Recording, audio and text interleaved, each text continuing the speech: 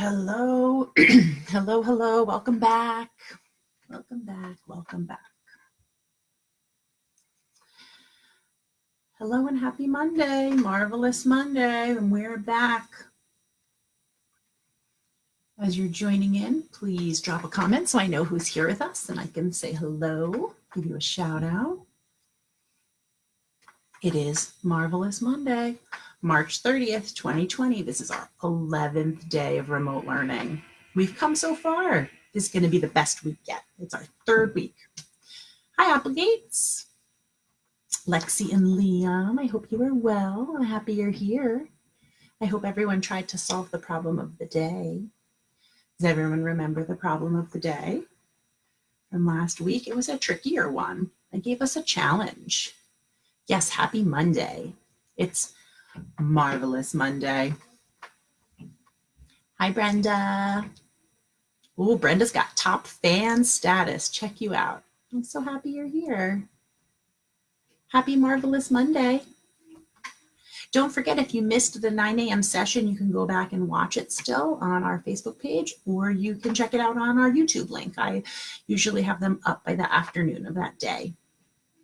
I'm happy you're here. So we are going to revisit the problem of the day from Friday.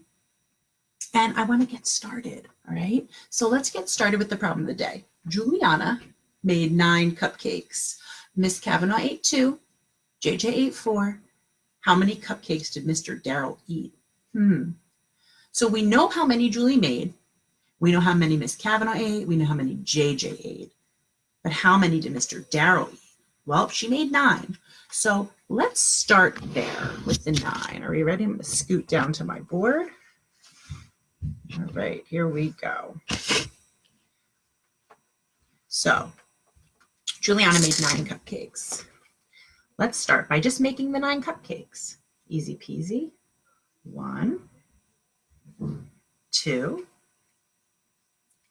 3, 4, 5, 6, 7, 8, 9. They're not super fancy cupcakes. I just tried to draw them quickly. There you go. All right, so let's make sure I have 9 cupcakes, right? Because Julie made 9. 1, 2, 3, 4, 5, 6, 7, 8, 9. Count and check. I have 9 cupcakes. Did you have 9 cupcakes? All right. So here's what we know. We know that Miss Kavanaugh ate 2 of them. So I'm going to put an M in my cupcakes. I ate this one and this one, right? I ate 2. And then it says that JJ ate 4. Oh my goodness. So I'm going to put a J, 2 J's, 3 J's, 4 J's. So here's mine. There's the 4 that JJ ate. And then the last thing it asks us is, how many cupcakes did Mr. Darrell eat? Well, how many are left that no one has? Yeah, that's what we didn't know. We didn't know how many he had, and we have 3 left. Now, there's different ways that you could have written a number sentence for this. So let's start with how many cupcakes Miss Kavanaugh ate. So here is one way. Hi, Brenda. You can start with Miss Kavanaugh ate 2 plus JJ ate how many? Yep, 4. Plus what we didn't know, right, was how many Darrell ate. How many did Mr. Darrell eat? 3. Equals how many altogether cupcakes did Juliana bake us? 9. And we can't forget to read our equation. Help me. 2 plus 4 plus 3 equals 9.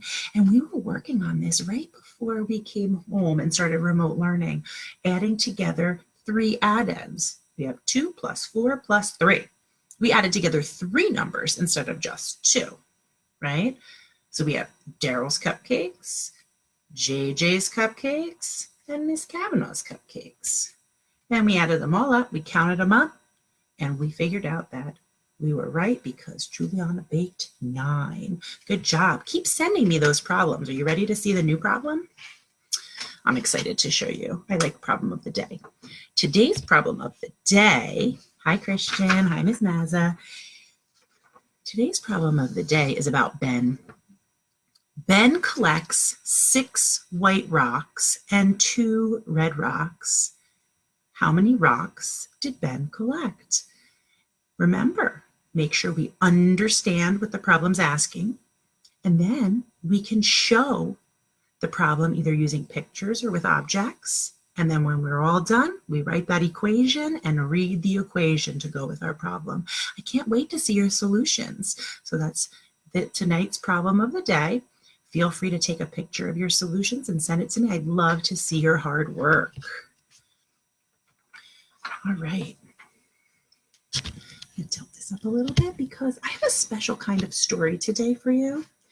And today's story doesn't have pictures, but that's okay because we're going to practice something that we've been working on, and it's called visualizing, right? Visualizing. So when we visualize, we make pictures, like mental pictures in our mind. So see how the kids have a bubble over their head? They make a picture in their mind about what they read, okay? And it's like a movie playing in your brain. You can picture it happening. Okay, so that's what we're going to work on today, visualizing. And you're not going to see pictures from the story. You're just going to hear my voice. I'm going to show you a few words before we start and tell you a little bit more about the story. But I think you're really going to like it.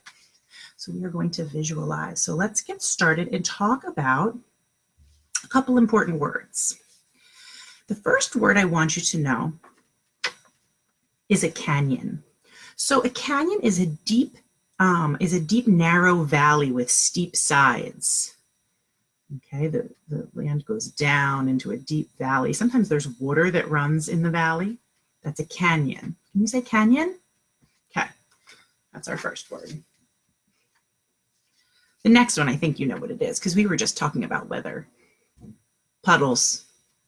Puddles, right? They're collections, they're shallow pools of water. You might splash in them or ride your bike through them. Or ride a car through them? Puddles. Everyone say puddles. Okay. And the last word is a type of insect.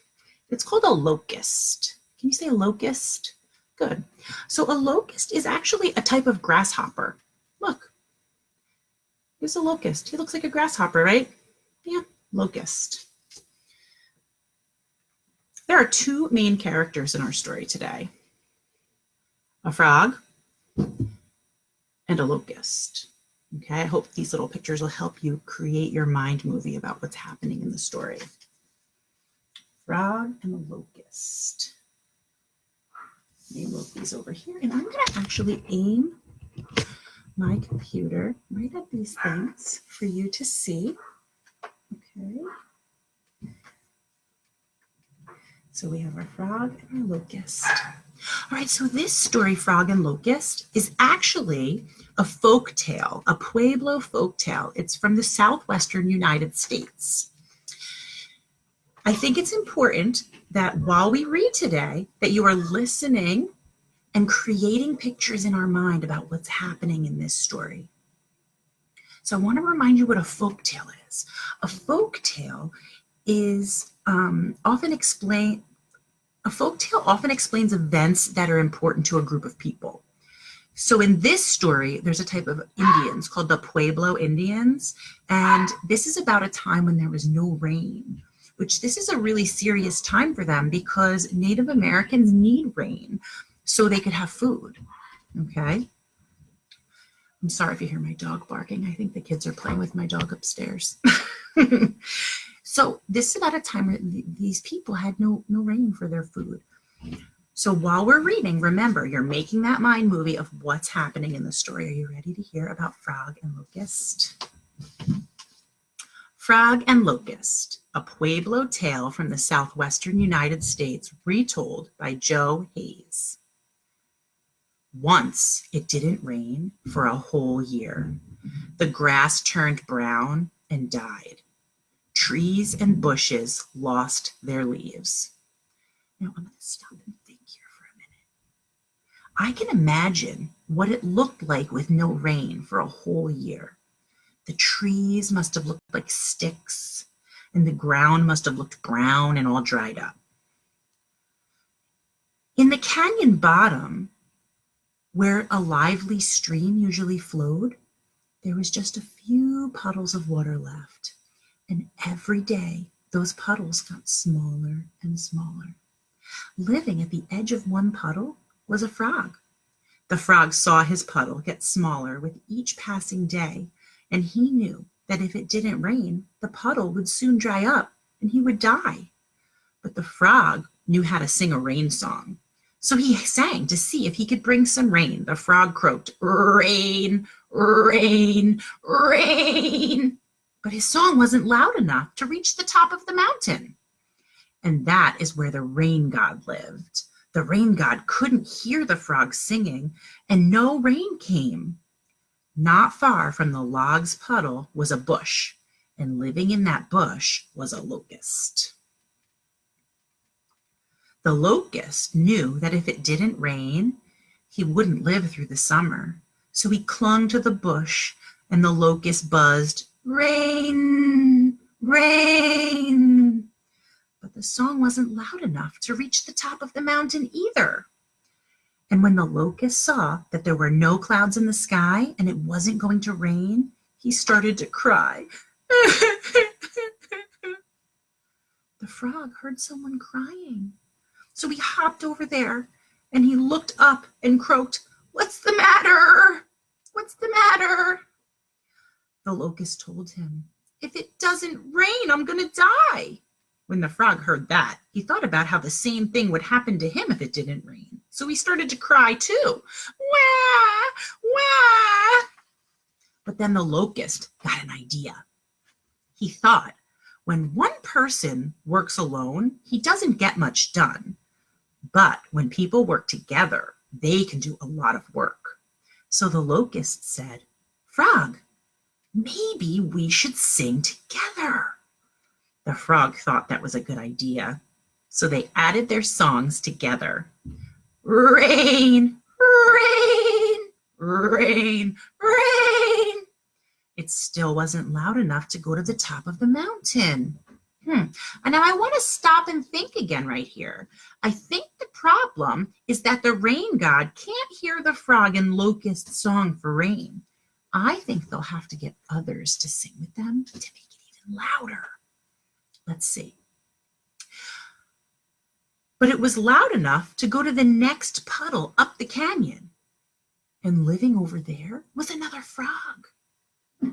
On the other side of the canyon, there was even more frogs. They heard the frog sing, and they thought they would join in and sing along with him. They all sang, "Rain, rain, rain." In the nearby bushes and in bunches of grass still growing at the puddle's edge, there were also more locusts. They heard the song and thought they'd join in too. "Rain, rain." And soon all the frogs and locusts were singing together.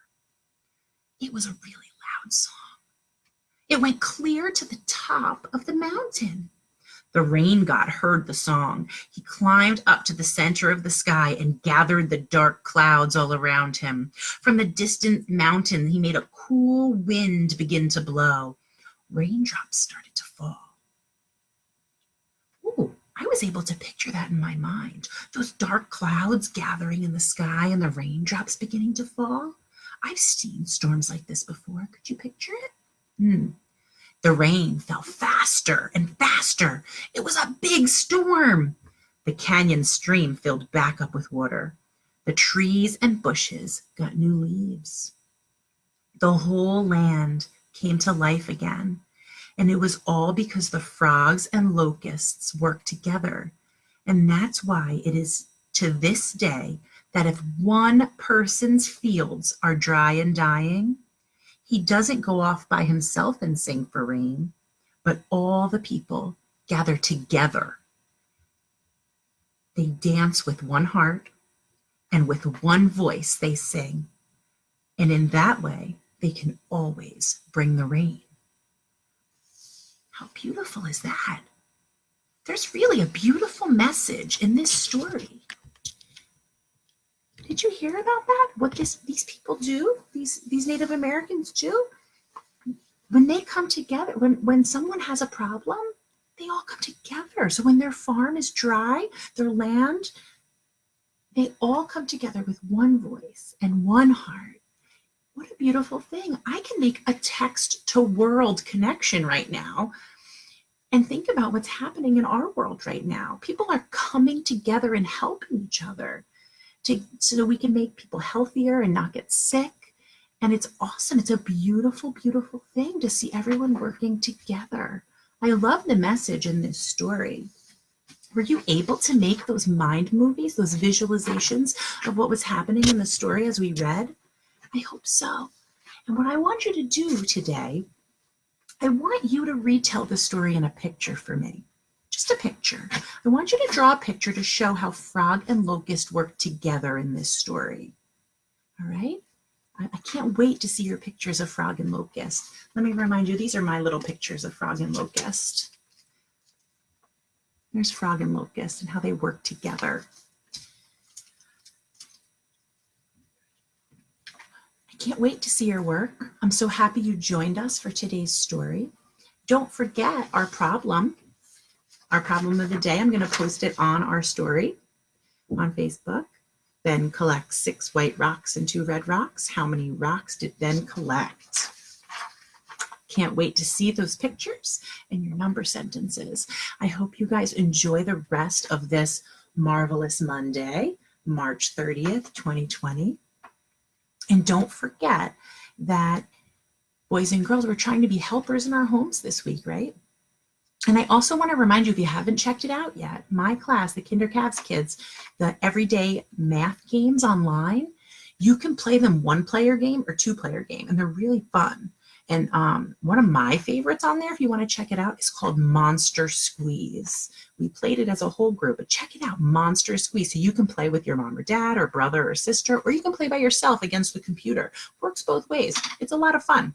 I love those games, and they help stretch your math muscles. Thanks again for joining in, and I can't wait to hear from you and to see your beautiful faces again.